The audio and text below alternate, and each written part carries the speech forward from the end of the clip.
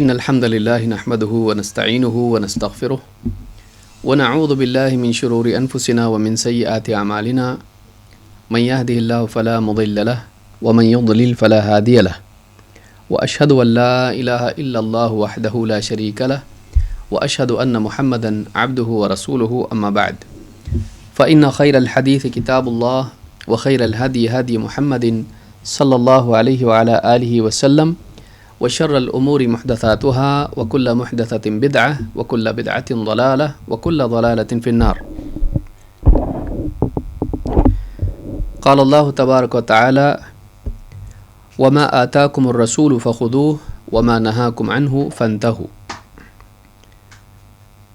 قابل احترام فضیلت الشیخ مختار احمد مدنی حفظہ اللہ، دیگر اہل علم، میرے محترم دینی بھائیوں اور قابل احترام اور بہنوں، حافظ ابن حجر العسقلانی رحمہ اللہ کی کتاب بلوغ المرام سے اس کا آخری حصہ کتاب الجامع سے باب الترہیب من مساوئ الاخلاق، برے اخلاق سے ترہیب یا ڈراوا سے متعلق حدیثیں ہم ایک کے بعد ایک دیکھ رہے ہیں، اور مقصود جیسا کہ شیخ نے بھی بتایا یہی ہے کہ ہم ان برے اخلاق سے اپنے آپ کو پاک کریں تاکہ آخرت میں کہیں یہ غلطیاں، یہ بد اخلاقیاں ہمارے لیے ہلاکت کا ذریعہ نہ بن جائیں۔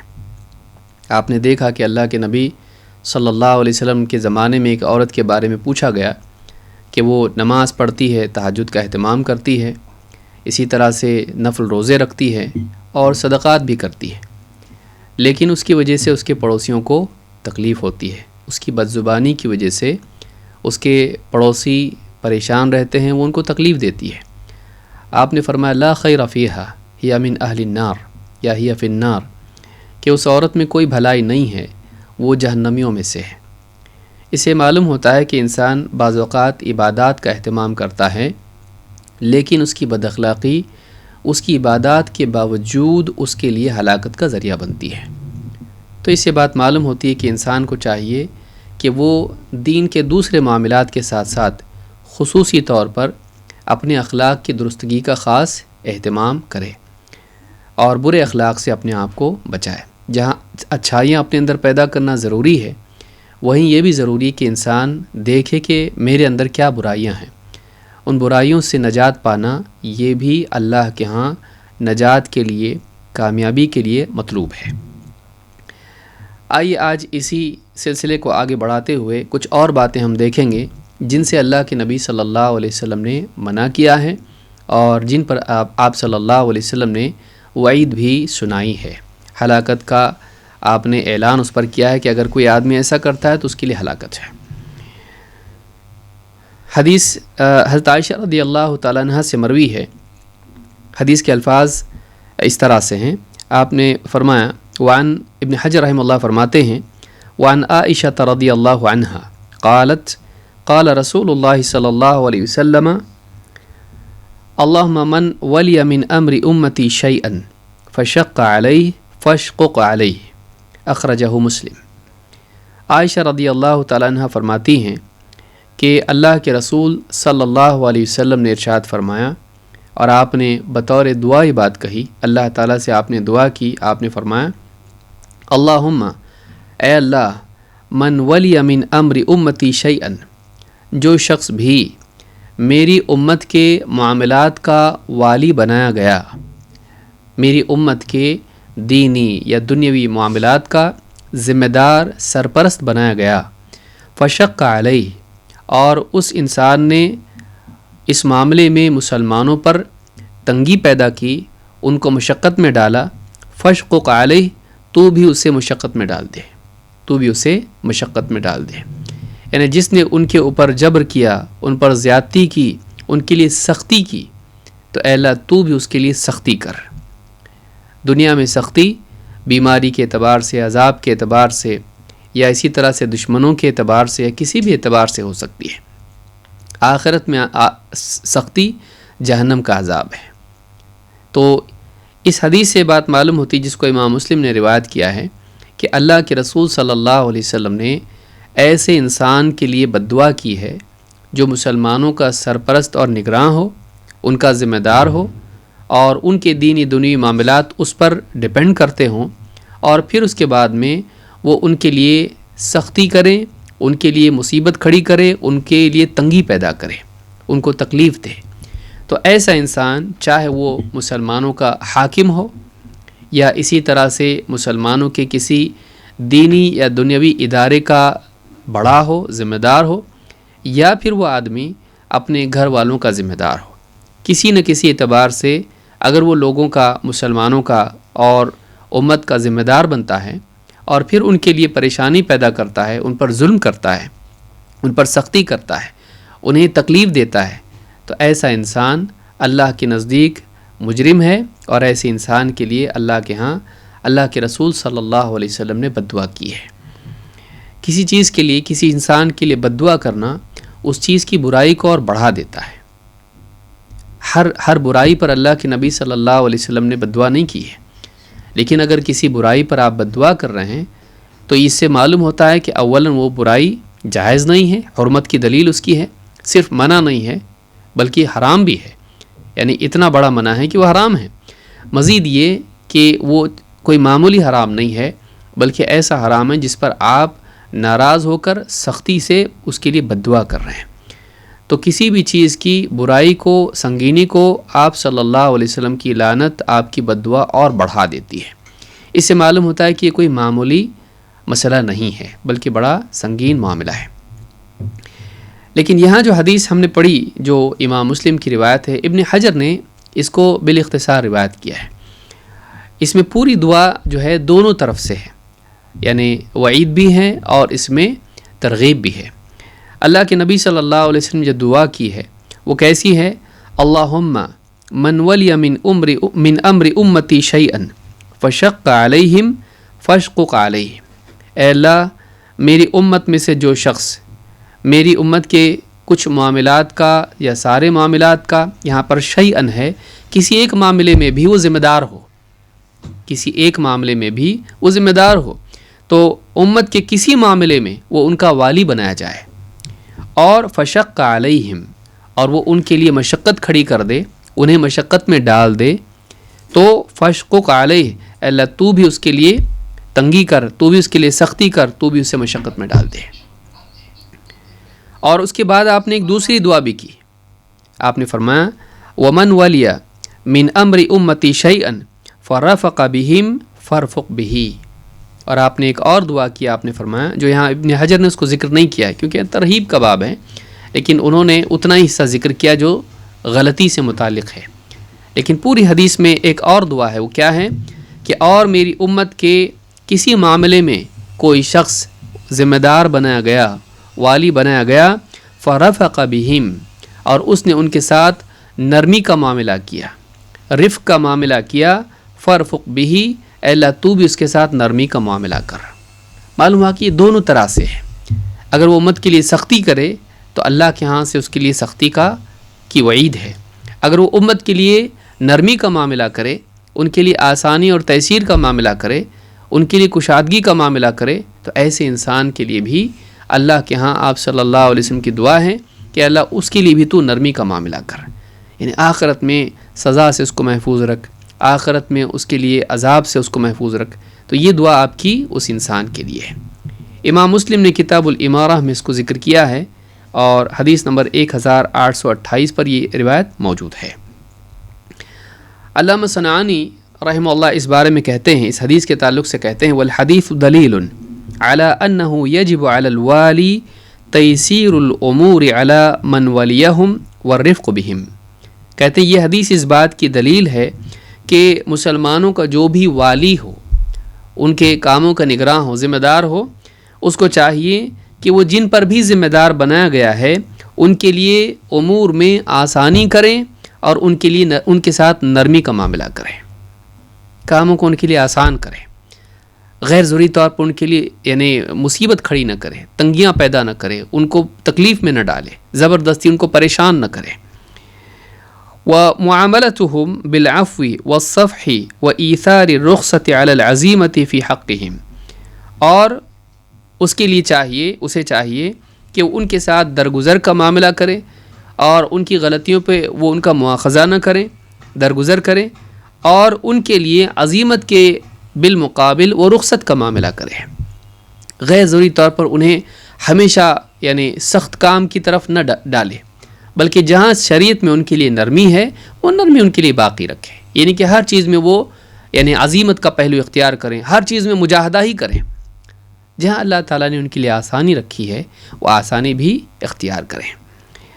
لئلا يدخل علیہم المشقہ، ایسا نہ ہو کہ کہیں وہ اپنی اس عزیمت کی وجہ سے مسلمانوں کو مشقت میں ڈال دے۔ وَيَفْعَلَ بِهِمْ مَا يَجِبُ أَن يَفْعَلَ بِهِ اللَّهُ، اور وہ ان کے ساتھ ویسا معاملہ کرے جیسا کہ وہ خود اپنے بارے میں چاہتا ہے کہ اللہ اس کے ساتھ معاملہ کرے۔ اپنے بارے میں وہ اللہ سے کیا چاہتا ہے؟ سختی چاہتا ہے؟ نہیں، تو پھر وہ لوگوں کے ساتھ بھی سختی نہ کرے بلکہ نرمی کرے تاکہ اللہ بھی اس کے ساتھ نرمی کرے، وہ لوگوں کو معاف کرے تاکہ اللہ بھی اس کو معاف کرے، لوگوں کے ساتھ یعنی تیسیر کا معاملہ کرے، ان کے لیے کاموں کو آسان بنائے، مشقت میں نہ ڈالے ان کو، تاکہ اللہ بھی اس کے لیے آسانی پیدا کرے۔ سبل السلام میں علامہ صنعانی نے یہ بات کہی ہے۔ آپ دیکھیں خود اللہ کے نبی صلی اللہ علیہ وسلم مسلمانوں کے ذمہ دار تھے، آپ نہ صرف نبی تھے بلکہ مسلمانوں کے حاکم بھی تھے، آپ حدود کو نافذ کرتے تھے، آپ حکم دیتے تھے، جنگوں کے لیے فوجیں بھیجتے تھے، آپ مسلمانوں کے جھگڑوں کے لیے قاضی کے طور پر ان کے مسائل کو حل کرتے تھے، تو آپ لوگوں کے سرپرست تھے، نگراں تھے، آپ کے ذمے بہت سارے امور مسلمانوں کے بلکہ تقریباً سارے امور آپ کے ذمے تھے، جو سیاسی سماجی مسائل آپ کے ہاتھ میں تھے۔ آپ صلی اللہ علیہ وسلم کا مزاج کیا تھا؟ آپ دیکھیں گے اللہ کے نبی صلی اللہ علیہ وسلم کی بہت ساری حدیثیں ہیں، لیکن دو حدیثیں اس میں ہم دیکھیں گے۔ آپ نے ایک حدیث میں فرمایا لولا ان اشق علی المؤمنین، لولا ان اشق علی المؤمنین لامرتهم بالسواک عند کل صلاۃ، اگر مجھے اہل ایمان پر مشقت کا خوف نہیں ہوتا، اگر مجھے اس بات کا اندیشہ نہیں ہوتا کہ مسلمان مشقت میں پڑ جائیں گے، تو میں انہیں ہر نماز کے لیے مسواک کا حکم دیتا۔ مسواک ایک اچھی چیز ہے کہ بری ہے؟ اچھی ہے، اللہ کے نبی صلی اللہ علیہ وسلم خود اس کا اہتمام کرتے تھے، لیکن یہ نہیں کہ انسان خود اگر کوئی چیز کرتا ہے تو سب پر اس کو لازم کر دے۔ بعض اوقات کوئی نیکی ہم کرتے ہیں تو اس نیکی میں بڑھ چڑھ کے ہم چاہتے ہیں کہ ہر آدمی وہ کرے، چاہے اس کو کتنی تکلیف کیوں نہ ہو، لیکن بہت ساری دوسری نیکیاں جو ہم چھوڑتے ہیں اور دوسرے کرتے ہیں اس بارے میں ہم خاموش رہتے ہیں۔ اللہ کے نبی صلی اللہ علیہ وسلم سب سے زیادہ نیکیاں کرنے والے تھے، لیکن آپ سختی اپنے لیے اختیار کرتے تھے، دوسروں کے لیے نہیں۔ اسی لیے آپ نے کیا کہا کہ اگر مجھے مسلمانوں پر، اہل ایمان پر مشقت کا خوف نہیں ہوتا تو میں انہیں حکم دیتا کہ وہ ہر نماز کے لیے مسواک کریں، لیکن ظاہر بات ہے کہ ہر نماز کے لیے مسواک کرنا اتنا وقت انسان کو ملے کہ جماعت نہ چھوٹے، یا مسواک تلاش کر کے لایا آدمی کسی کے پاس نہیں ہو تو گنہگار ہو جائے گا، تو ایسے انسان کے لیے مشقت اور تنگی اور سختی پیدا ہو جائے گی۔ تو آپ نے وسعت رکھی، کرو، لیکن حکم آپ نے نہیں دیا، ترغیب اس کی دی آپ نے۔ تو اس طرح سے معلوم ہوتا ہے، یہ حدیث امام البخاری مسلم دونوں نے روایت کی اور الفاظ مسلم کے ہیں۔ بخاری حدیث نمبر 887 اور مسلم میں حدیث نمبر 252 پر یہ حدیث موجود ہے، الفاظ مسلم کے ہیں۔ علی المؤمنین کا لفظ مسلم کی روایت میں ہے، تو علی امتی کے الفاظ بخاری مسلم دونوں میں ہیں۔ تو اس حدیث سے بات معلوم ہوتی ہے کہ آپ صلی اللہ علیہ وسلم بھی مسلمانوں کے لیے مشقت پسند نہیں کرتے تھے۔ اسی طرح سے آپ نے فرمایا انی لاقوم فی الصلاۃ، میں نماز کے لیے کھڑا ہوتا ہوں، یعنی جماعت کی نماز ہوتی ہے، میں نماز لوگوں کو پڑھانے کے لیے کھڑا ہوتا ہوں۔ ارید ان اطول فیہا، میں چاہتا ہوں، میری نیت ہوتی ہے کہ میں لمبی نماز پڑھاؤں۔ فاسمع بکاء الصبی، لیکن مجھے کسی بچے کے رونے کی آواز سنائی دیتی ہے۔ فاتجوز فی صلاتی کراہیۃ ان اشق علی امہ، تو میں اپنی نماز کو کیا کر دیتا ہوں؟ مختصر کر دیتا ہوں، اس چیز کو ناپسند کرتے ہوئے کہ کہیں یہ چیز اس کی ماں کے لیے مشقت کا سبب نہ بنے۔ آپ نے کہا نا کہ جو مسلمانوں کے لیے مشقت پیدا کر دے، ان کے لیے سختی اور تنگی لائے، اللہ تو اس کے لیے بھی تو تنگی کر دے، اس پر بھی تو سختی کر۔ نبی صلی اللہ علیہ وسلم کیا نہیں پسند کر رہے ہیں؟ اس کی ماں کے لیے مشقت پیدا ہو جائے گی، آپ پسند نہیں کرتے تھے۔ معلوم ہوا کہ مسلمانوں کے لیے جب کوئی ذمہ دار مسلمانوں پر ہو تو وہ بے وجہ کی سختی ان پر نہ لا دے. یعنی بے وجہ میں اس لیے کہہ رہا ہوں کیونکہ بعض چیزیں سخت ہیں، مشقت اس میں ہے. جیسے کوئی آدمی گھر کا ذمہ دار ہے یا مسلمانوں کی حکومت کا والی ہے، وہ کہہ دے کہ ٹھیک ہے کوئی فجر کی نماز نہ پڑھے تو چلے گا. جیسے آدمی اپنی بیوی سے کہے بھائی آپ بہت دن بھر محنت کرتی ہو، میرے بچوں کی ساری کپڑے دھونے سے لے کے ساری خدمت کرتی ہو، تو فجر کی نماز تمہاری چھوٹ گئی چلے گا، باقی لوگوں کی نہیں چھوٹنا چاہیے. کیا وہ ایسی نرمی کر سکتا ہے؟ نہیں. اللہ کے فرائض میں کوئی آدمی نرمی نہیں کر سکتا، آسانی نہیں دے سکتا ہے. اسی طرح سے کوئی آدمی اپنے بالغ بچوں کے بارے میں کہے کہ تم سے جتنے روزے ہو سکتے رکھو، وہ نہیں کر سکتا اس طرح سے. بلکہ ان کو کیا چاہیے کہ وہ روزے رکھیں. بالغ ہو چکے ہیں، ان پر فرض ہے روزہ، لہٰذا ان پر سختی کی جائے گی. ہاں لیکن جو چھوٹا بچہ ہے، ابھی 5 سال بھی اس کے مکمل نہیں ہوئے، اب مار پیٹ کے اس کو آپ سب گھر میں روزہ رکھ رہے ہیں، اب ڈانٹ ڈپٹ کر کے اس کو بھی روزہ رکھوا دیا؟ نہیں. اس کو آپ ترغیب دیجیے، اس کو ترغیب دیں گے، اس پر سختی نہیں کریں گے، اس پر لازم نہیں کریں گے آپ کہ وہ 5 سال کا لیکن پھر بھی روزہ رکھے. اگر ایک بھی روزہ چھوڑ دے تو اس کو سزا ملے. یا اسی طرح سے اگر کوئی بچہ ہے مثال کے طور پر، اس نے گلاس پھوڑ دیا، آپ کا موبائل گرا دیا اور اس میں اس کا شیشہ پھوٹ گیا، اس کا گلاس کریک ہو گیا. اب آپ کیا کر رہے ہیں؟ اس کو دھوپ میں کھڑا کر دیا آپ نے. پورا دن وہ دوپہر گرمی کے موسم میں وہ دوپہر میں دھوپ میں کھڑا ہوا ہے، تو یہ آپ نہیں کر سکتے. لیکن وہ گالی دے رہا ہے، وہ گانوں پر ناچ رہا ہے اور آپ اس کو نصیحت کر رہے ہیں. تو بعض اوقات ہمارے یہاں پر یہ عدم توازن ہوتا ہے، امبیلنس ہوتا ہے تربیت میں. گھر کا جو ذمہ دار ہے وہ یہ دیکھے کہ شریعت نے کہاں سختی کی ہے، وہاں سختی ہونا چاہیے. سب کو اٹھایا جائے گا فجر کی نماز کے لیے، چاہے کسی کو کتنی تھکن کیوں نہ ہو. اس میں نرمی نہیں کریں گے کہ بھائی اڑا کے سو جاؤ، بہت تھک کے آیا ہے، رات بھر جاگ رہا تھا، دوستوں میں بیٹھا ہوا تھا، بالغ بچہ ہے، تو اب نیند اس کی ابھی پوری نہیں ہوگی تو کالج جانا ہے اس کو. تو یہ آپ نہیں کر سکتے ہیں، وہاں سختی کرنی پڑے گی. تو جہاں شریعت نے سختی رکھی وہاں سختی ہے، لیکن زبردستی کی اپنی طرف سے سختی آدمی کرنے لگ جائے یہ ٹھیک نہیں ہے. یہاں مراد یہ ہے، ورنہ یہ نہ سمجھے کوئی آدمی کہ بھائی دین میں سب کے ساتھ نرمی کرنا چاہیے. پھر بچی ہے، اس کا دم گھٹتا ہے اگر، تو اس کو کہیں کہ چہرہ کھلا رکھ کے تو کالج جا. نہیں. بازار میں جا چہرہ کھلا رکھ کیونکہ اس کو گھٹن ہوتی ہے، نہیں، اس کو چہرہ ڈھانپنا پڑے گا. راجح قول کے مطابق چہرہ ڈھانپنا لازم ہے، عورتوں کو چہرہ بھی ڈھانپنا چاہیے. تو یہ بات یاد رکھیں کہ یہاں پر یعنی آگے انشاءاللہ اخیر میں حدیث بھی آئے گی ایک، جو اگر آج موقع ملا تو انشاءاللہ حدیث ہم دیکھیں گے، اس میں بھی یہ بات شیخ ابن عثیمین نے اس پر استدلال کیا ہے. تو یہاں یہ بات ہم نے سیکھی کہ جو مسلمانوں پر سختی کرے، اللہ تعالیٰ سے آپ صلی اللہ علیہ وسلم نے اس کے لیے دعا کی کہ اللہ تو اس پر سختی کر، اور جو ان کے لیے نرمی کرے اللہ تو بھی ان پر کیا کر، ان کے ساتھ نرمی کا معاملہ کر. آپ دیکھیں یہ معاملہ اور زیادہ سنگین ہو جاتا ہے جب مسلمانوں کا حاکم یا مسلمانوں کا کوئی ذمہ دار، چاہے وہ گورنر ہو یا کوئی امیر ہو یا کوئی بھی ہو، ان کے ساتھ میں ظلم و زیادتی کا معاملہ کرنے لگے. اللہ کے نبی صلی اللہ علیہ وسلم فرماتے ہیں اشد الناس یوم القیامت عذابا امام جائر. اللہ کے ہاں قیامت کے دن لوگوں میں سب سے زیادہ عذاب کا مستحق وہ ہوگا جو ظالم بادشاہ ہو. قیامت کے دن سب سے زیادہ سخت عذاب اس کو ہوگا جو ایک ظالم بادشاہ ہو. ایک ظالم بادشاہ کو سب سے زیادہ سخت عذاب ہوگا. کیوں؟ لوگوں پر اس نے ظلم کیا، لوگوں کو اس نے مشقت میں ڈالا، لوگوں کو اس نے تکلیف دی. تو جب اس نے لوگوں کے ساتھ ظلم و زیادتی کا معاملہ کیا، اللہ تعالیٰ بھی اس کے اوپر کیا کرے گا؟ اس کے اوپر عذاب ڈالے گا. تو نے لوگوں کے لیے سختی کی، اللہ بھی تیرے اوپر سختی کرے گا. اس حدیث کو امام ابو یعلا اور اسی طرح سے امام طبرانی نے الاوسط میں روایت کیا ہے. صحیح الجامع صغیر حدیث نمبر 1001. تو یہ حدیث حسن درجے کی ہے. اسی طرح سے آپ صلی اللہ علیہ وسلم فرماتے ہیں صنفان من امتی لن تنالہما شفاعتی. میری امت میں 2 گروہ ہیں، میری امت میں 2 طبقے ہیں، 2 قسم کے لوگ ہیں، ان کو میری شفاعت نصیب نہیں ہوگی، ان کو میری سفارش نہیں ملے گی. کون ہیں وہ لوگ؟ امام ظلوم غشوم. ایسا امام، مسلمانوں کا امام سے مراد حاکم ہوتا ہے، بادشاہ یا جو بھی بڑا آدمی ہوتا ہے جس کے پاس قانون کے نفاذ کی طاقت ہوتی ہے. امام ظلوم غشوم. ظلوم کون ہے؟ ظلم کرنے والا.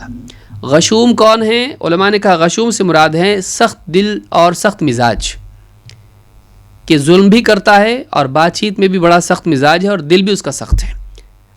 اس کے دل میں کسی کے لیے رحم نہیں ہے، اس کی بات میں کسی کے لیے نرمی نہیں ہے، اور اس کے سلوک میں لوگوں کے لیے ظلم ہی ظلم ہے. ایسا آدمی اللہ کے نبی صلی اللہ علیہ وسلم کی سفارش کا حقدار نہیں ہوگا. نمبر 1. نمبر 2 کون؟ وَكُلُّ غَالٍ مَارِقٍ. اور ہر وہ شخص جو غلو کرے اور کیا کرے؟ مارقن، شریعت کی حدیں پھلانگ جائے. غلو کرے، انبیاء اولیاء کی شان کو اتنا بڑھا دے کہ اللہ کے برابر بنا دے، یا دین کے معاملات میں غلو کرے، جو چیز جائز اس کو حرام کر دے، یا غلو کرے کہ جو چیز مستحب ہے اس کو فرض کے درجے میں لے جائے، لوگوں پر زبردستی کرنے لگے کہ اس کو کریں، تو غلو کرنے لگے دین کے معاملے میں. اور مارقن، کہ شریعت کے معاملے میں کیا کریں؟ حدیں پار کر جائے، جہاں رکنے کے لیے کہا گیا تھا نہیں رکے، بلکہ کیا کرے؟ دین کے دائرے سے باہر نکل جائے. مرقہ یعنی مارق جو کہتے ہیں، یمرقون من الدین. خوارج کے بارے میں آپ نے کہا تھا کما یمرق السهم من الرمیہ، کہ وہ دین سے ایسے نکل جائیں گے باہر جیسے ایک تیر شکار میں پھنس کے اس کے پار نکل جاتا ہے. تو مارقین سے مراد وہ دین سے باہر نکل جائیں گے، آزاد مزاج ہو جائیں گے، دین میں غلو بھی کریں گے اور دین کی حدیں پھلانگ کے باہر نکل جائیں گے. ایسے جو لوگ ہیں وہ نبی کریم صلی اللہ علیہ وسلم کی سفارش سے محروم رہیں گے. امام الطبرانی نے الکبیر میں اس کو روایت کیا ہے، صحیح الجامع الصغیر حدیث نمبر 3798، اور حدیث حسن ہے. اسی طرح سے اللہ کے نبی صلی اللہ علیہ وسلم نے فرمایا ان شر الرعاء الحطمہ، ان شر الرعاء الحطمہ. سب سے بدترین چرواہے وہ ہیں جو اپنے بھیڑ بکریوں پر یا جو بھی جن کے وہ سرپرست ہیں، جن کے وہ چرواہے ہیں، ان کے ساتھ میں سختی کا معاملہ کریں، ان کے لیے تکلیف کا ذریعہ بنے. علماء نے کہا یہ صحیح مسلم کی حدیث ہے، حدیث نمبر 1830. اس حدیث کے بارے میں علماء نے کہا اس سے مراد کون لوگ ہیں؟ جو اپنی رعیت پر ظلم کرتے ہیں، ان پر رحم نہیں کرتے ہیں. جیسے ایک چرواہا ہے، اس کے پاس جانور ہوتے ہیں، وہ ان کو پانی پلانے کے لیے کھلانے کے لیے جب لے جاتا ہے تو ان کی رعایت نہیں کرتا ہے، ان کے لیے نرمی اور راحت کا معاملہ نہیں کرتا ہے، بلکہ ان کو ہانک کے غلط طریقے سے لے جاتا ہے اور ان کی ضرورت پوری نہیں کرتا ہے، ان پر رحم نہیں کرتا بلکہ ظلم کرتا ہے. تو ایسا چرواہا یہ سب سے بدترین چرواہا ہے.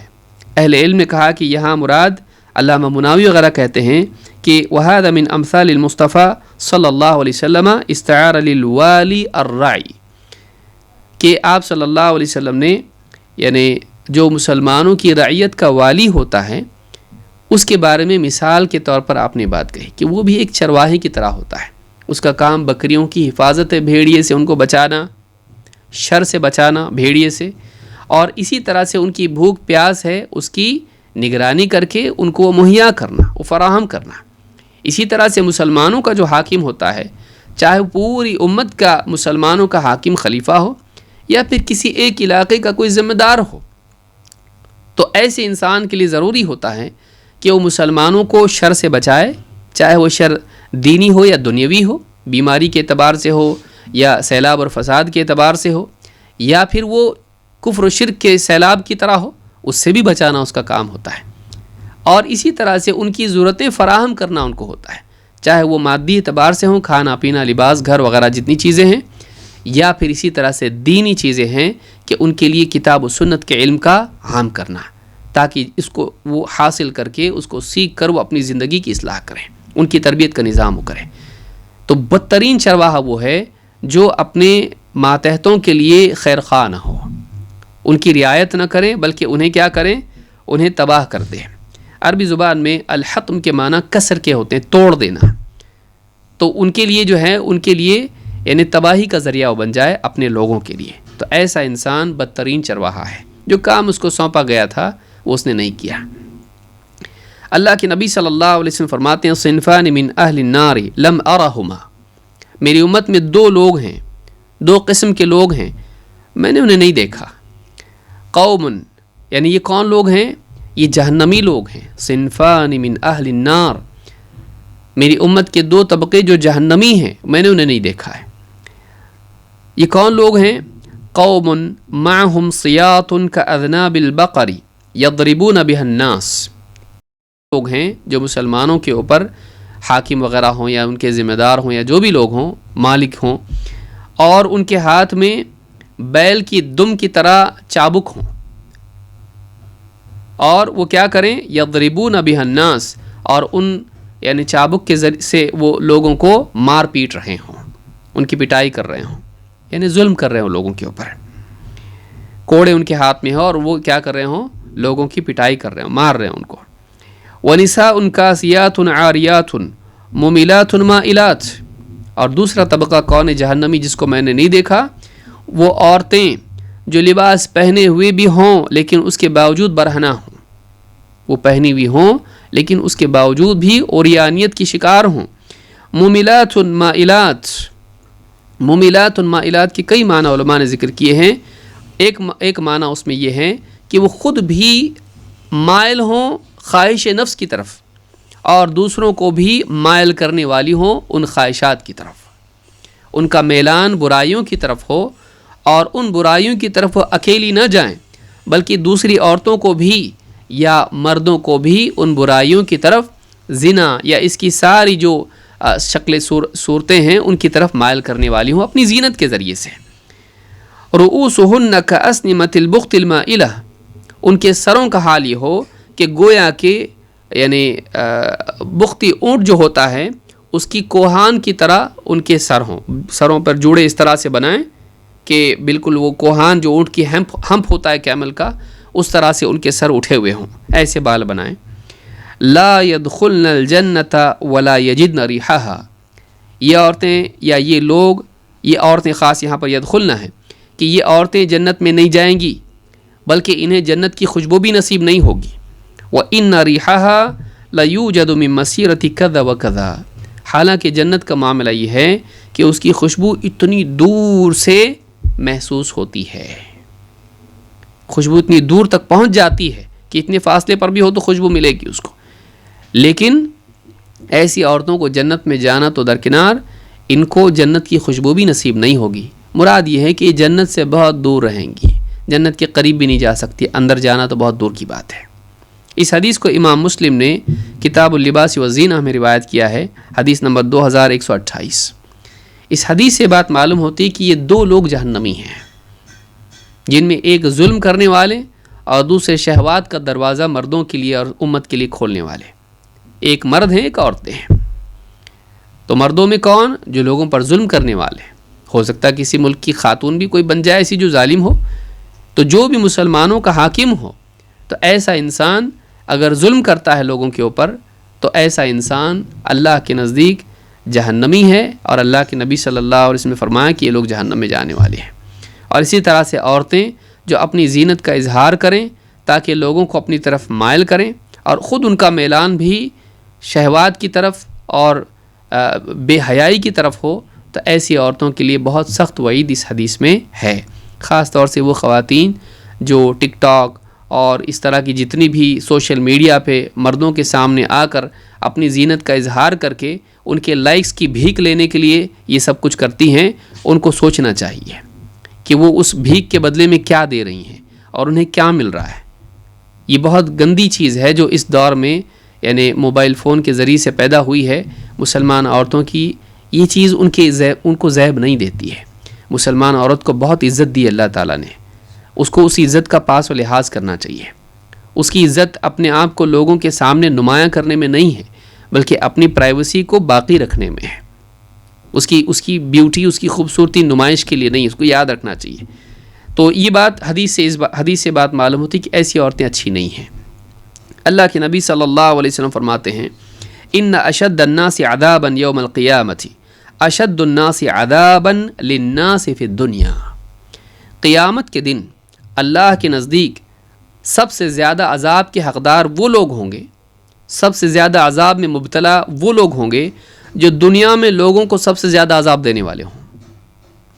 دنیا میں جو لوگ دوسرے لوگوں کو عذاب دینے والے ہوں تکلیف دینے والے ہوں، پریشان کرنے والے ہوں، قیامت کے دن ایسے لوگ اللہ کے نزدیک زیادہ عذاب کے حقدار ہوں گے۔ جیسی برائی ویسی سزا، ایک عام قاعدہ ہے جس کو علماء نے مختلف احادیث اور آیات کی روشنی میں بیان کیا، اور یہ مسلمہ قاعدہ ہے کہ الجزاء من جنس العمل، الجزاء من جنس العمل، کہ جزا اس عمل ہی کی جنس سے ہوتی ہے، جیسا آدمی کرتا ہے ویسا بھرتا ہے، جیسا گناہ ہوتا ہے اسی کی قبیل سے سزا ہوتی ہے۔ آپ کئی حدیثوں میں آپ کو یہ دیکھنے ملے گا۔ تو جیسے لوگوں پر یہ ظالم تھا دنیا میں، آخرت میں اللہ تعالیٰ اس پر بھی عذاب دے گا، اس کو عذاب دے گا، کیونکہ یہ لوگوں کو عذاب دیتا تھا۔ تو یہ بھی بڑا سخت معاملہ، اس سے بچنا چاہیے، لوگوں کو عذاب نہیں دینا چاہیے، لوگوں پر یعنی مشقت میں نہیں ڈالنا چاہیے لوگوں کو بے وجہ نہیں۔ ہاں، اس کا یہ مطلب نہیں کہ شریعت کا نفاذ نہ ہو، کہ کوئی چوری کرتا ہے اس کا ہاتھ کاٹا جائے گا، کوئی زنا کرتا ہے اس کو سنسار کیا جائے گا، کوئی قتل کرتا ہے قتل کے بدلے حکومت اس کو قتل کی سزا دے گی۔ اس میں آسانی نہیں کر سکتے ہیں کہ کوئی کہے کہ نہیں، ساری شرعی حدود کو لوگوں پر نرمی کرو اور شرعی حدود کو ساقط کر دو، نہیں ہو سکتا ہے۔ بلکہ لوگوں کی جان و مال کی حفاظت کے لیے، عام لوگوں کی حفاظت کے لیے مجرم کو سزا ملنا ان عام لوگوں پر رحم ہے، بلکہ ایک اعتبار سے اس مجرم پر بھی رحم ہے، کیونکہ یہ اس کے لیے دنیا میں کفارہ بن جائے گا اور آئندہ گناہ سے بچنے کا ذریعہ بھی بنے گا۔ تو شرعی حدود کا نفاذ کرنا ضروری ہے، چاہے اس میں سختی دکھائی دے، یہ بھی یاد رکھا جائے۔ تو اس حدیث کو امام احمد اور امام بہقی نے شعب الایمان میں اور امام الطبرانی نے روایت کیا ہے، اور الصحیحہ میں حدیث نمبر 1442 پر شیخ الالبانی کہتے ہیں حدیث صحیح ہے۔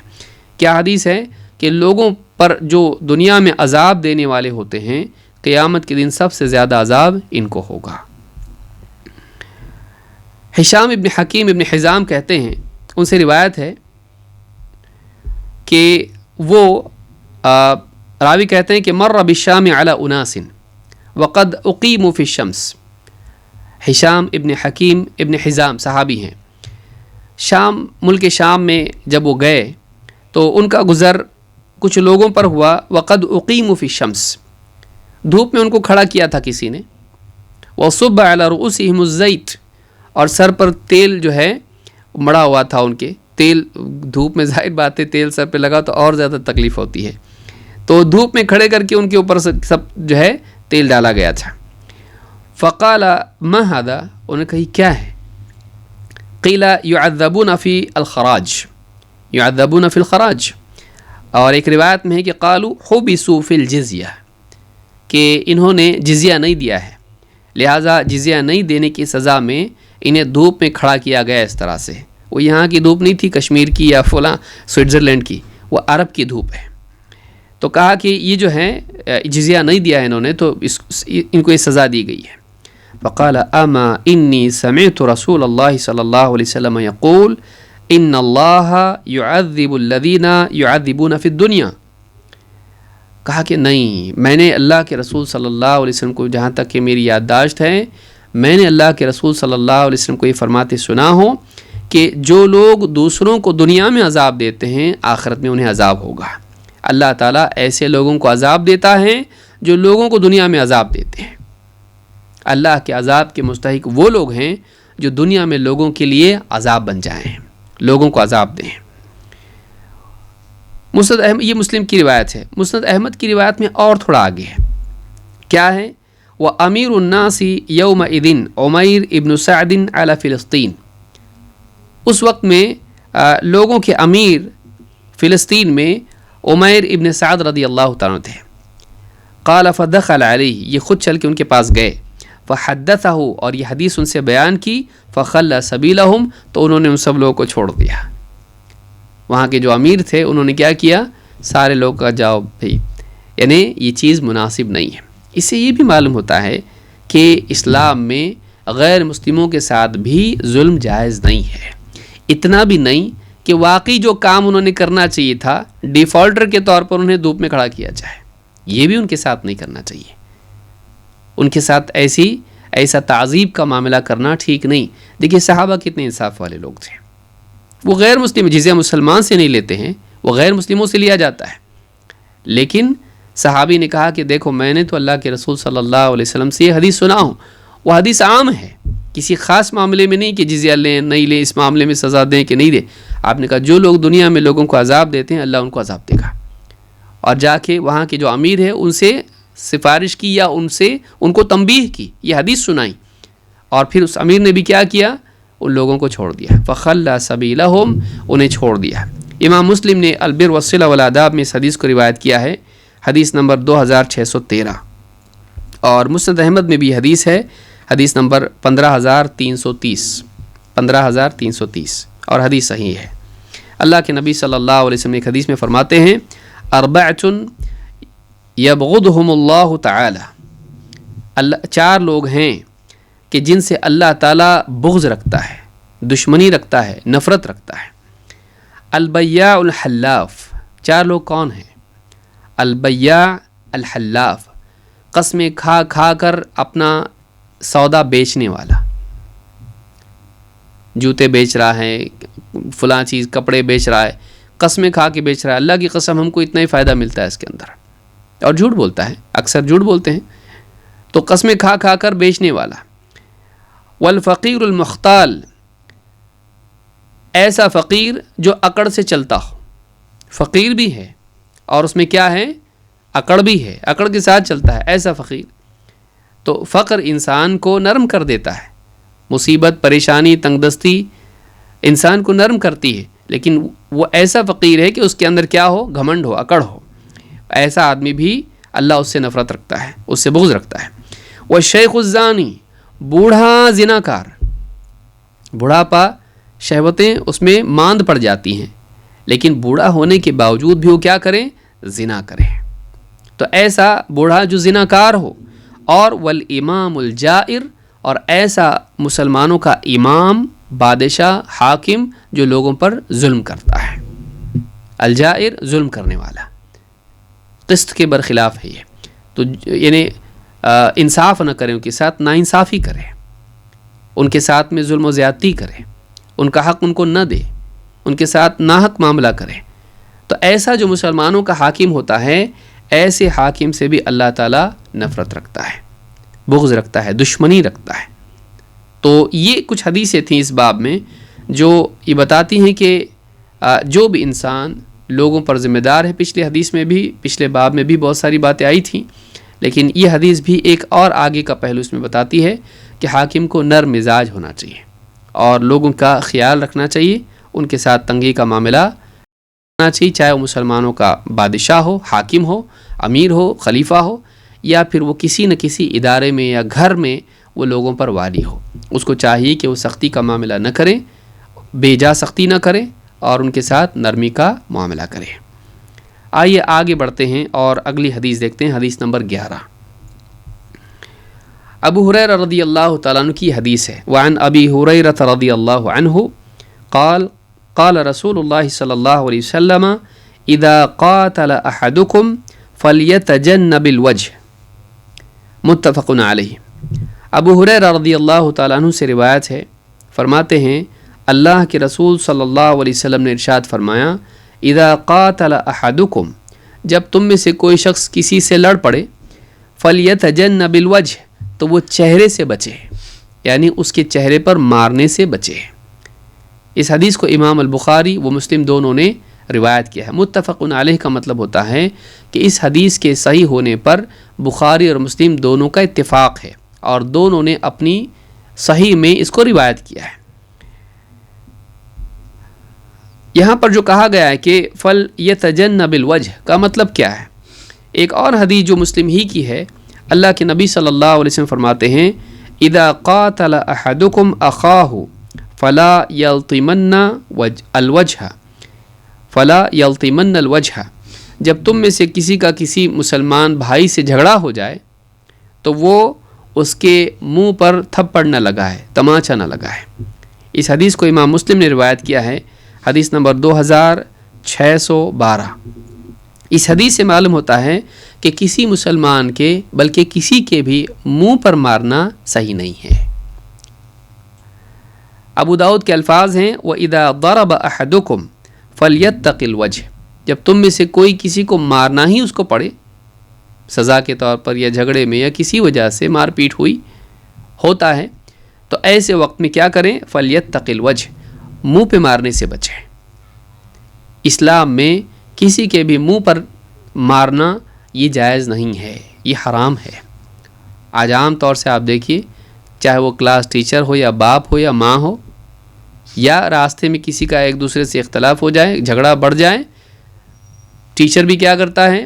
ہمارے ہاں تو عام طور سے آج کل تو چلو ٹھیک ہے، یہ بہت تنگی ہو گئی اس کے اندر، ورنہ عام طور سے کیا ماحول ہے کہ ٹیچر جو ہے اسٹوڈنٹ کو تماچا لگا دیتا ہے، ماں باپ بچے کو منہ پر مارتے ہیں، راستے میں کسی کا کسی جھگڑا پہلے منہ پہ مارتا ہے۔ اسلام میں یہ جائز نہیں ہے، اسلام میں یہ جائز نہیں ہے۔ تو کہا کہ اذا ضرب احدکم فلیتق الوجہ، اگر تم میں سے کسی کا جھگڑا ہو جائے اور وہ کسی کو مار پیٹ اس کی ہو جائے کسی کے ساتھ میں، چہرے پر مارنے سے بچیے۔ امام ابو داؤد نے اس کو روایت کیا، حدیث نمبر 4493، حدیث صحیح ہے۔ خاص طور سے بیوی کے تعلق سے بھی اللہ کے نبی صلی اللہ علیہ وسلم نے یہ نصیحت کی ہے۔ آپ نے فرمایا، معاویہ القشیری رضی اللہ تعالیٰ عنہ کہتے ہیں، قلت یا رسول اللہ ما حق زوجت احدنا علیہ، کہا اللہ کے رسول ہماری بیوی کا ہم میں سے کسی پر کیا حق ہے، یعنی ایک عورت کا بیوی کا شوہر پر کیا حق ہے، ہماری بیویوں کا ہم پر کیا حق ہے؟ قال ان تطعمها اذا طعمت، کہا کہ جب تو کھائے اسے بھی کھلا، وتکسوها اذا اکتسیت او اکتسبت، جب تو اپنے لیے کپڑے بنائے اس کے لیے بھی بنا، یعنی تو پہنے اسے بھی پہنا، یا تو اپنے لیے یعنی کپڑے خریدے تو اس کے لیے بھی خرید، ولا تضرب الوجہ، اور اس کے منہ پر مت مار، اس کے منہ پر تھپڑ تماچا مت لگا، ولا تقبح، اور اس کی تقبیح مت کر، اس کو بد دعا مت دے۔ بعض علماء نے کہا کہ قبحک اللہ، اللہ تعالیٰ تجھ کو بدنما کر دے، یا اس کو بد دعا دے کہ تیرا منہ کالا کر دے، جسے کوئی کہتا ہے، تو اس طرح کی کوئی بد دعا دینا، تیرا منہ بگاڑ دے اللہ تعالیٰ، تو اس طرح کی بد دعا مت دے۔ ولا تقبح ولا تہجر الا فی البیت، اور اس سے اگر قطع تعلق بات بند کرنا، اس طرح سے کچھ کرنا ہی ہو کسی ناراضگی کی وجہ سے، گھر میں کر، گھر میں کر، یعنی کہ بازار میں سارے گاؤں میں تماشا کر دیا، نہیں، گھر میں وہ چیز ہونا چاہیے، گھر کے باہر نہیں جانا چاہیے۔ بہت سارے لوگ بیوی کو مار پیٹ کر کے گھر سے باہر نکال دیتے ہیں، بارش ہو رہی ہے اور بیوی باہر بچوں کو لے کے بیٹھی ہوئی ہے، تو یہ چیز صحیح نہیں ہے، یہ چیز مناسب نہیں ہے۔ تو مناسب نہیں کیا، یہ تو بہت بڑا ظلم ہے، یہ حرام ہے، یہ چیز جائز نہیں ہے اس طرح سے کرنا، کسی پر ظلم کرنا۔ تو یہ جو یہاں پر کہا گیا ولا تضرب الوجہ، کہ اس کے منہ پر مت مار، تو بلکہ بعض روایتوں میں ولا تضرب اس طرح سے بھی الفاظ ہیں، مار ہی مت اس کو۔ لیکن بعض صورتوں میں اگر بیوی میں اخلاقی بگاڑ اگر پیدا ہو تو سمجھانے کے بعد، نصیحت کرنے کے بعد بھی اگر اس کی اصلاح نہ ہو تو پھر آپ نے ہلکا پھلکا، قرآن میں بھی اس کے بارے میں کہا گیا ہے کہ اس کو پھر اس کو مار، ہلکی مار اس کو دی جا سکتی ہے، ایسی مار جس سے اس کو یعنی اس پر زخم نہ ہو، اس سے اس کو فریکچر نہ ہو جائے، دواخانے میں پہنچ گئی ایسا نہ ہو جائے، بلکہ ہلکی مار جس سے اس کو تنبیہ ہو، تو اس طرح سے۔ لیکن وہ بھی منہ پہ نہیں مارا جائے گا، منہ پر مارنا جائز نہیں ہے۔ اس حدیث کو امام احمد، ابو داؤد، نسائی، ابن ماجہ، ابن حبان، حاکم، بہقی سبھی نے روایت کیا ہے، اور الفاظ ابو داؤد کے ہیں، اور صحیح ابی داؤد حدیث نمبر 1877، اور صحیح جامع صغیر میں بھی حدیث موجود ہے 3149 پر، اور حدیث صحیح ہے۔ غلاموں کو مارنے کا عام رواج عربوں میں تھا۔ اللہ کے نبی صلی اللہ علیہ وسلم فرماتے ہیں المملوک اخوک، تیرا غلام تیرا بھائی ہے۔ آپ سوچیے یہ ایک جملہ کتنا بڑا جملہ ہے، اس انسانی تاریخ میں کہیں آپ کو یہ نہیں ملے گا۔ بچوں کو یاد کرا سکتے ہیں آپ، المملوک اخوک، تیرا غلام تیرا بھائی ہے۔ فَإِذَا صَنَعَ لَكَ طَعَامًا فَأَجْلِسْهُ مَعَكَ، جب وہ تیرے لیے کھانا بنا کے لائیں تو تو کھانے میں اسے اپنے ساتھ بٹھا کے کھا، غلام کو اپنے ساتھ بٹھا کے کھانا، یہ اسلام ہے۔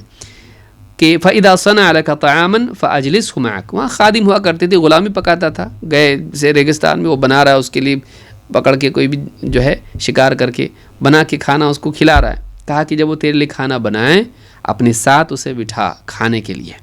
فَإِنْ أَبَا فَأَطْعِمْهُ، اگر وہ تیرے ساتھ بیٹھ کے کھانے سے انکار کرے، بھائی میں اتنا بڑا نہیں ہوں کہ آپ کے ساتھ مالک میں بیٹھ کے کھاؤں، ٹھیک ہے کھانے میں سے اسے دے جہاں چاہے وہ بیٹھ کے کھائے. فَإِنْ أَبَا فَأَطْعِمْهُ وَلَا تَضْرِبُوا وُجُوهَهُمْ، اور یاد رکھو اپنے غلاموں کے منہ پہ مت مارو، غلاموں کے منہ پہ مت مارو، منہ پہ مارنا جائز نہیں ہے، کیونکہ وہ تکلیف بھی ہے اور بے عزتی بھی ہے. کوئی آدمی ہاتھ پہ کسی کے مار دے، ٹھیک ہے تکلیف ہے، ضرر ہے، برا ہے، لیکن منہ پہ مارنا نہ صرف تکلیف ہے، نہ صرف اذیت ہے، بلکہ وہ روحانی اذیت بھی ہے، وہ نفسیاتی اذیت ہے، وہ سائیکولوجیکل جو ہے انسان کو ٹارچر ہے، اس کی جو ہے بے عزتی ہے. وہ آدمی چہرے پہ مارا ہوا بھولتا نہیں ہے. آپ مذاق سے بھی کسی کے ہاتھ پہ مار دو برداشت کر لے گا، لیکن مذاق سے آپ اس کے منہ پہ مارو برداشت نہیں کرے گا. کیوں؟ کیونکہ چہرہ انسان کی شخصیت کا نمائندہ ہے، اور چہرہ جو ہے انسان کی عزت کی جگہ ہے. اسی لیے حدیثوں میں آپ دیکھیں گے جو آدمی لوگوں سے مانگتا پھرتا ہے بلا حاجت، قیامت کے دن اس کے چہرے پر جو ہے گوشت نہیں ہوگا. کیوں؟ اس نے اپنے ہاتھوں سے اپنی عزت خراب کی. تو یہ عزت ہے انسان کی. اس کی اور ایک علت ہے جس پہ میں ابھی نہیں جانا چاہتا ہوں، کیونکہ اس کی تفصیل بہت بڑی ہے. جو حضرات اس حدیث کی تفصیل جانتے ہیں انہیں معلوم ہے کہ چہرے پر کیوں نہیں مارنا ہے، لیکن وہ حدیث بہت تفصیل اس میں بڑھ جائے گی اور بہت لمبی اس کی بحث ہے، لہٰذا اس پہ ہم نہیں جائیں گے. یہاں پر یہی بات یاد رکھنا ہے کہ چہرے پر مارنا جائز نہیں ہے. ابو داؤد الطیالسی نے اس حدیث کو روایت کیا، اسی طرح سے امام البیہقی نے شعب الایمان میں، اور شیخ البانی کہتے ہیں یہ حدیث یعنی حسن یا صحیح دونوں قرار دی جا سکتی ہے. دونوں میں سے چاہے آپ اس کو حسن کہیں یا کم از کم حسن کہیں یا صحیح تو ہے. اور الصحیحہ میں حدیث نمبر 2527 پر یہ حدیث موجود ہے. سوید ابن مقرن کہتے ہیں، ان سے روایت ہے ان جاریۃ لہ لطمہا انسان، ان کی ایک یعنی جاریہ تھی، باندی تھی، کسی شخص نے اس کو تماچا لگا دیا، منہ پہ تھپڑ لگایا. فقال لہ سوید نے ان سے کہا اما علمت ان الصورۃ محرمہ، معلوم نہیں تجھ کو چہرے پہ مارنا حرام ہے، چہرے پہ مارنا حرام ہے. فقال لقد رأيتني وإني لسابع إخوة لي مع رسول اللہ صلی اللہ علیہ وسلم، میں نے وہ زمانہ بھی دیکھا ہے کہ میں اپنے بھائیوں میں ساتواں تھا، ہم 7 بھائی تھے اللہ کے رسول صلی اللہ علیہ وسلم کے زمانے میں. وما لنا خادم غیر واحد، اور ہمارے پاس بس ایک ہی خادم تھا، اس کے سوا کوئی خادم نہیں تھا. فعمد احدنا فلطمہ، ہم میں سے ایک اٹھا اور اب اس خادم کو کیا کر دیا، تماچا جڑ دیا، تھپڑ لگا دیا اس کو، خادم کو. فامرنا رسول اللہ صلی اللہ علیہ وسلم ان نعتقہ، اللہ کے نبی صلی اللہ علیہ وسلم کو جب معلوم ہوا تو آپ نے حکم دیا اس غلام کو آزاد کرو. یعنی اگر تم نے کسی غلام کو تھپڑ لگایا تو اس کا کفارہ یہ ہے کہ اس کو آزاد کرنا پڑے گا. اسلام نے اتنی سختی رکھی اس معاملے میں. غلام ہے وہ، کون پوچھنے والا ہے؟ اس زمانے میں کون پوچھنے والا تھا؟ ایک غلام کی اتنی ٹھاٹھ کہ اس کے چہرے پر اگر کوئی تھپڑ لگا دے، مالک اس کا کوئی ایسا ویسا بھی نہیں، مالک بھی اگر تھپڑ لگا دے تو کیا کرے گا وہ؟ اس کے لیے اس کا کفارہ یہ ہے، اتنا بڑا جرم ہے کہ اس کی بھرپائی کے لیے تجھ کو اس کو کیا کرنا پڑے گا؟ آزاد کرنا پڑے گا. یہ اسلام کی تعلیم ہے. اس حدیث کو امام مسلم نے روایت کیا ہے کتاب الایمان میں، حدیث نمبر 1658. اور ایک روایت دیکھیے، زادان کہتے ہیں ان ابن عمر دعا بغلام لہ، عبداللہ ابن عمر رضی اللہ تعالیٰ عنہما نے اپنے غلام کو بلایا. فرآ بظہرہ اثرا، اس کی پیٹھ پر ان کو کوئی نشان دکھائی دیا، زخم دکھائی دیا. فقال لہ اوجعتک، انہوں نے پوچھا میری وجہ سے تجھ کو یہ تکلیف ہوئی، یعنی میں نے تجھے تکلیف دی؟ کبھی آدمی کو یاد نہیں ہوتا ہے کچھ، یعنی میری وجہ سے یہ زخم تجھ کو ہوا؟ قال لا، غلام نے کہا نہیں آپ کی وجہ سے نہیں ہوا ایسا. قال فانت عتیق، کہا نہیں جا تو آزاد ہے. انہیں شبہ ہوا کہ کہیں یہ میری وجہ سے تو نہیں ہوا ہے، کہیں قیامت کے دن میری پکڑ کا ذریعہ تو نہ بنے. انہوں نے کہا انت عتیق، نہیں تو آزاد ہے.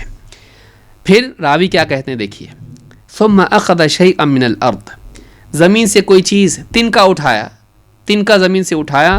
فقال ما لی فیہ من الاجر ما یزن ھذا، یہ جو تنکا جو ہے نا، اس کا جو وزن ہے اتنا بھی اجر نہیں ملے گا مجھ کو اس پہ. یعنی میں نے جو آزاد کر دیا ہے یہ بطور کفارہ ہیں، ثواب کی بات نہیں ہے، میرے لیے اتنا بھی اجر نہیں ہے۔ انی سمعت رسول اللہ صلی اللہ علیہ وسلم یقول من ضرب غلاما له حدا لم یأتہ، کہا کہ میں نے اللہ کے رسول صلی اللہ علیہ وسلم کو یہ فرماتے سنا کہ جو اپنے غلام کی پٹائی کر دے ایسی غلطی پر جس کا ارتکاب اس نے نہیں کیا، سزا دے اس کو ایسی غلطی کی جو غلطی اس نے کی نہیں ہے، او لطمہ، یا اس کو تھپڑ لگا دے، فإن کفارتہ ان یعتقہ، تو اس غلطی کا کفارہ، اس کے اس گناہ کی بھرپائی یہ ہے کہ وہ اسے آزاد کر دے، اسے آزاد کر دے۔ امام مسلم نے کتاب الایمان میں اس کو ذکر کیا ہے، حدیث نمبر 1657۔ اور آگے بڑھتے ہیں۔ معاویہ ابن حکم السلمی رضی اللہ تعالیٰ کہتے ہیں وَكَانَتْ لِي جَارِيَةٌ، لمبی روایت ہے، کہتے ہیں وَكَانَتْ لِي جَارِيَةٌ تَرْعَى غَنَمًا، میری ایک باندی تھی جو میری بکریاں چراتی تھی، قبل احد والجوانیہ، احد اور جوانیہ کے قریب علاقے میں، وہاں میرے جانور چراتی تھی چوپائے۔ فطلعت ذات یوم، ایک دن ایسی میں نکل گیا، وہاں پہنچا تو کیا دیکھا، فَإِذَا الذِّئْبُ قَدْ ذَهَبَ بِشَاةٍ مِّن غَنَمِهَا، وہاں پہنچ گیا میں دیکھنے کے لیے، جائزہ لینے کے لیے، انسپیکشن کے لیے، اپنی بکریوں کا حال دیکھنے کے لیے۔ جب دیکھا تو ایک بھیڑیا بکری اٹھا کے لے گیا تھا، ایک بکری کم تھی۔ کہتے وہ انا رجل من بنی آدم، کہتے ہیں میں آدم ہی کی اولاد ہوں، انسان ہی ہوں۔ آصف کما یأسفون، مجھے بھی غصہ آتا ہے جیسے دوسرے لوگوں کو غصہ آتا ہے۔ ولکنی سککتها سکتن، بس کیا تھا، غصہ ایسا آیا کہ میں نے ایک تھپڑ لگا دیا باندی کو، مطلب بکریوں کی حفاظت کے لیے تجھ کو رکھا اور سنبھال نہیں پائی، بھیڑیا اٹھا لے گیا، تھپڑ لگا دیا منہ پہ تھپڑ جڑ دیا۔ فأتیت رسول اللہ صلی اللہ علیہ وسلم، لیکن پھر میں اللہ کے رسول صلی اللہ علیہ وسلم کے پاس آیا۔ ایک روایت میں کہا قلت یا رسول اللہ جاریۃ لی سککتها سکتن، کہا اللہ کے رسول میری ایک باندی ہے، میں نے اس کو تھپڑ لگا دیا۔ آپ سوچی کیسا معاشرہ تھا، آج تو آدمی ماں باپ کو تھپڑ لگا کے بھی نہیں سوچتا ہے، باندی کو تھپڑ لگا دیا، افسوس کر رہے ہیں، اور آ کے نبی صلی اللہ علیہ وسلم سے اپنی اس غلطی کا اظہار کر رہے ہیں۔ کہا کہ اللہ کے رسول، یہ ابو داؤد کی روایت ہے کہ اللہ کے رسول میں نے اپنی باندی کو تھپڑ لگا دیا۔ فعظم ذلك علی رسول اللہ صلی اللہ علیہ وسلم، تو اللہ کے رسول صلی اللہ علیہ وسلم نے اس چیز کو میرے اوپر بہت بھاری غلطی قرار دیا، ہاں تم نے تو بہت بڑا کام کر دیا، بہت بڑی غلطی ہو گئی تم سے۔ فقلت یا رسول اللہ افلا اعتقها، کہا اللہ کے رسول اس کو میں آزاد کر دوں، اب اتنی بڑی غلطی ہوئی تو کیا کروں، آزاد کر دوں۔ اور ایک روایت میں یا رسول اللہ لو اعلم انها مؤمنة لاعتقتها، کہا کہ اللہ کے رسول اگر یعنی مجھے پکا علم ہو جائے کہ وہ ایمان والی ہے تو میں اس کو آزاد کر دوں گا۔ قال ائتنی بها، آپ نے کہا ٹھیک ہے لاؤ میرے پاس لے آؤ اسے۔ فاتیته بها، میں اسے لے کر آپ صلی اللہ علیہ وسلم کی خدمت میں حاضر ہوا۔ فقال لها این اللہ، آپ نے اس کا امتحان لیا، 2 کویشچن کا پیپر، کیا پوچھا، اس سے پوچھا پہلا سوال این اللہ، اللہ کہاں ہے، قالت فی السماء، اس نے کہا آسمان پر، فی اعلیٰ کے معنی میں بھی آتا ہے، فی جذوع النخل، کہا کہ فی السماء آسمان پر۔ قال من انا، کہا میں کون ہوں، قال انت رسول اللہ، قالت انت رسول اللہ، اس نے کہا باندی نے کہا آپ اللہ کے رسول ہیں۔ قال اعتقها فانها مؤمنہ، آپ نے کہا آزاد کر دو اس کو، یہ ایمان والی ہے۔ اللہ کہاں ہیں اور میں کون ہوں، ان 2 سوالات پر اس زمانے میں انسان کو پہچانا جاتا تھا، مسلمانوں کی عام پہچان تھی کہ وہ یہ بات مانتے تھے کہ اللہ تعالیٰ آسمان پر ہے۔ تو یہ 2 سوالات جب آپ نے پوچھے اور اس نے صحیح جواب دے دیا، اب دیکھیے اس زمانے کی باندی بھی یہ جانتی تھی، کوئی یہ نہ کہے جاہل کہ ارے اس کو نہیں معلوم تھا، وہ بس بول دی اس نے، آپ نے چھوڑ دیا اس کو، نہیں، آپ کے پاس آئی ہی دی تھی کہ امتحان لیا جائے اس کا، اور آپ نے ایسا سوال پوچھا جس سے واقعی معلوم ہو کہ مسلمان ہے کہ نہیں ہے۔ آپ نے پوچھا اللہ کہاں ہے، کہا اللہ آسمان پر ہے، اوپر، ہر جگہ نہیں کہا اس نے، اور کہا کہ میں کون ہوں، تو کہا آپ اللہ کے رسول ہیں۔ آپ نے کہا آزاد کر دو، یہ مومنہ ہے۔ معلوم ہے کہ ایمان یہ ہونا چاہیے کہ اللہ تعالیٰ آسمان پر ہے، نہ کہ ہر جگہ۔ امام مسلم نے اس کو روایت کیا ہے اور حدیث نمبر 537 پر یہ تفصیلی روایت موجود ہے، اس کا ایک ٹکڑا میں نے آپ کے سامنے ذکر کیا ہے۔ اسی میں ایک چیز اور یہ ہے کہ نہ صرف انسان بلکہ جانوروں کے ساتھ بھی چیز صحیح نہیں ہے کہ ان کے منہ پر ان کو تکلیف دی جائے۔ مثال کے طور پر جابر بن عبداللہ رضی اللہ تعالیٰ عنہ سے روایت ہے، رضی اللہ تعالیٰ عنہما سے روایت ہے، ان نبی صلی اللہ علیہ وسلم مر علیہ حمار، اللہ کے نبی صلی اللہ علیہ وسلم کے سامنے سے ایک گدھا گزرا، قد وسم فی وجہہ، اس کے منہ پر کسی نے داغ دیا تھا، جانوروں کے منہ پر داغ دیتے نا، اس کے منہ پر داغ دیا تھا کسی نے۔ فقال لعن اللہ الذی وسمہ، آپ نے کہا اللہ کی لعنت ہو اس پر جس نے اس کے منہ پر داغ دیا، یعنی آگ سے کوئی جو ہے لوہا گرم کر کے اس کے منہ پر داغ دیا جائے، تو کہا کہ لعن اللہ الذی وسمہ، اللہ کی لعنت ہو اس پر جس نے اس کو داغ دیا ہے۔ امام مسلم نے اس کو روایت کیا ہے حدیث نمبر 2117 پر، کتاب اللباس والزینہ میں۔ ابو داؤد کے الفاظ ہیں فقال اما بلغکم انی قد لعنت من وسم البہیمۃ فی وجہہا، آپ نے کہا کیا تمہیں معلوم نہیں ہے کہ میں نے ایسے شخص پر لعنت کر رکھی ہے؟ کیا تم کو یہ بات نہیں پہنچی میری طرف سے کہ میں نے ایسے انسان پر لعنت کر رکھی ہے جو جانوروں کے منہ پر داغ دیتا ہے، او ضربہا فی وجہہا، یا ان کے منہ پر مارتا ہے، فنہا عن ذلک، پس اللہ کے نبی صلی اللہ علیہ وسلم نے مسلمانوں کو ایسا کرنے سے منع کر دیا۔ سنن نبی داؤد میں یہ حدیث موجود ہے، صحیح الجامع الصغیر حدیث نمبر 1326 پر یہ حدیث ہے اور حدیث صحیح ہے۔ اسی کے ضمن میں ایک بات یہ بھی ہے کہ شیخ ابن عثیمین سے کسی نے پوچھا، کہ میں تفصیل ابھی نہیں جاؤں گا، وقت ہمارا ختم ہونے میں ہے، فتح ذی الجلال والاکرام جو بلوغ المرام کی شرح ہے، اس میں جلد 6 صفحہ نمبر 369 پر شیخ ابن عثیمین کہتے ہیں، مجھ سے کسی نے پوچھا کہ کشتی اور باکسنگ کیسا ہے؟ تو شیخ ابن عثیمین کہتے ہیں کہ ریسلنگ جس کو آپ کہتے ہیں، کشتی، یہ تو جائز ہے بشرطے کہ اس میں کوئی جوا نہ ہو، لیکن باکسنگ جائز نہیں ہے۔ باکسنگ کیا ہے؟ اس میں مقصود یہی ہوتا ہے کہ آپ وہ گلوز پہن کے اس کے منہ پہ ماریں، تو منہ پہ مارنا جائز نہیں ہے، نہ تھپڑ نہ گھونسا، دونوں بھی۔ کوئی کہے تھپڑ نہیں مار سکتے، گھونسا مار سکتے تو اور بھی ڈینجر ہے، تھپڑ سے تو کم لگتا ہے، گھونسے سے زیادہ لگتا ہے۔ کوئی یہ نہ کہے کہ نہیں گلوز تو پہنتے نا اس لیے زیادہ نہیں لگتا ہے، گلوز وہ اس کے لیے نہیں پہنتے جس کے منہ پہ مار رہا ہے، گلوز اپنے ہاتھ کو بچانے کے لیے پہنتا ہے۔ آپ تحقیق کر لیں اس کی، جو گلوز پہنے جاتے ہیں باکسنگ میں وہ اپنے ہاتھوں کو بچانے کے لیے ہوتے ہیں کہ زیادہ ڈیمیج اس کی ہڈیاں نہ ہو جائیں، ورنہ اس کے منہ پہ جو لگتا ہے اس سے کنکشن اور کیا کچھ نہیں پرابلمس ہوتے ہیں۔ اور بہت سارے ایسے باکسرز جو زندگی بھر باکسنگ میں ہوتے ہیں، یہ بعد کی عمر میں ان کے جو ہے دماغ خراب ہو جاتے ہیں، یعنی ان کے اتنے مکے لگے ہوئے ہوتے ہیں کہ ان کی بہت سارے ان کی دماغی پرابلمس میں مبتلا ہوتے ہیں، کئی دماغی بیماریاں ان کو ہوتی ہیں۔ تو یہ چیز بھی صحیح نہیں ہے، منہ پہ مارنا صحیح نہیں ہے، کسی کو تھپڑ لگانا، گھونسا لگانا، انسان کو، جانور کو، آزاد کو، غلام کو، مرد کو، عورت کو، کسی کو بھی نہیں، بڑے کو، چھوٹے کو، بچے کو پیار سے نہیں، منہ پہ مارنا ٹھیک نہیں کسی کے، تو منہ پہ مارنا صحیح نہیں ہے۔